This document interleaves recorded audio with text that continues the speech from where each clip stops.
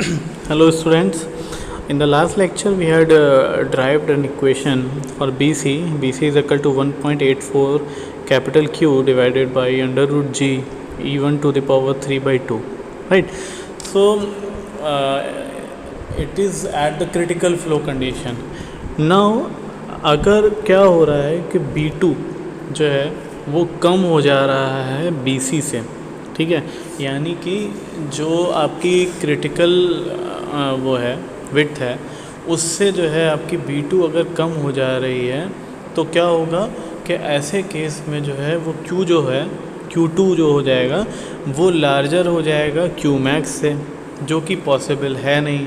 ठीक है, तो अगर वो पॉसिबल नहीं है तो इसको पॉसिबल करने के लिए क्या करना पड़ेगा कि जो H1 डेप्थ है यानी जो सेक्शन 1 के ऊपर डेप्थ है उसको H-1 तक इंक्रीज़ करना पड़ेगा और उसकी वजह से नई स्पेसिफिक एनर्जी जो है वो आपकी H-1 के हिसाब से इक्वेशन बन जाएगी, जिससे क्या होगा कि क्रिटिकल फ्लो होगा सेक्शन 2 के ऊपर, यानी कि सेक्शन 2 पर फिर से जो है आपका B2 और BC जो है वो बराबर आ जाएगा।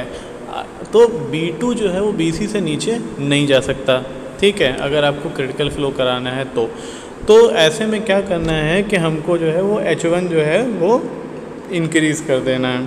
ठीक है, H-1 तक। तो अब जो नई क्रिटिकल डेप्थ है वो H-C हो जाएगी, किसके करस्पॉन्डिंग हो जाएगी, Q-C के करस्पॉन्डिंग हो जाएगी, जो कि क्या है आपका H-1 से निकल कर आया है। यानी कि जो चीज़ आपकी जो है नई वैल्यू है H1 की जो कि H-1 है उसके आधार पे जो है आपकी क्रिटिकल हाइट फिर से निकाली जा सकती है। ठीक है, तो ऐसे में क्या है कि E-C जो है it will become equal to 3/2 H-C for a rectangular channel section. ठीक है, अब क्या है कि since B2 less than BC H-C will be larger than HC। ठीक है, B2 जो है वो BC से कम है तो अब H-C जो नई निकल के आई है वो HC से लार्ज होगी। ठीक है, तो thus even though critical flow prevails for all B2 less than BC, E-1 is equal to E-C is equal to 3/2 H-C. The depth at section 1 is not constant but increases as H-1 and hence E-1 also rises. The variation of H1, H2 and E with B2 by B1 is shown in this figure. Right?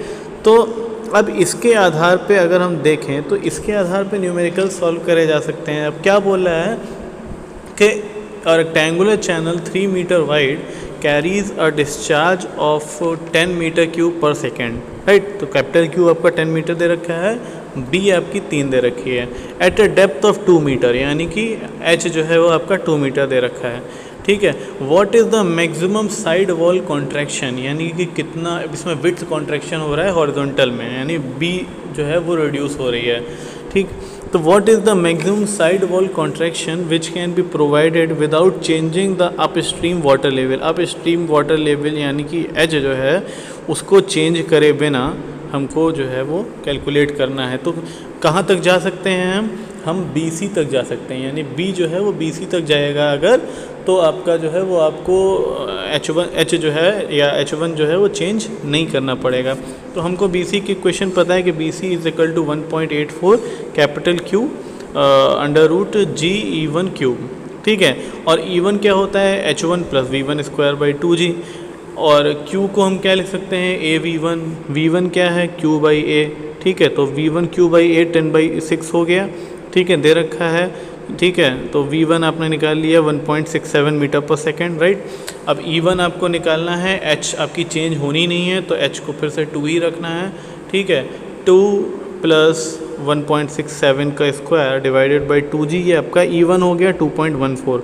ठीक है, अब हम कहाँ तक जा सकते हैं, अगर हमको चेंज नहीं करना है B2 तो हम BC तक जा सकते हैं। तो हमने BC की इक्वेशन में जो है वो E1 की वैल्यू रख दी और हमने BC कैलकुलेट कर ली। अब अगर हमारा B2 जो है वो हमारा और नीचे जाना था तब हमको जो है वो H को चेंज करना पड़ता, इंक्रीज़ करना पड़ता है H को।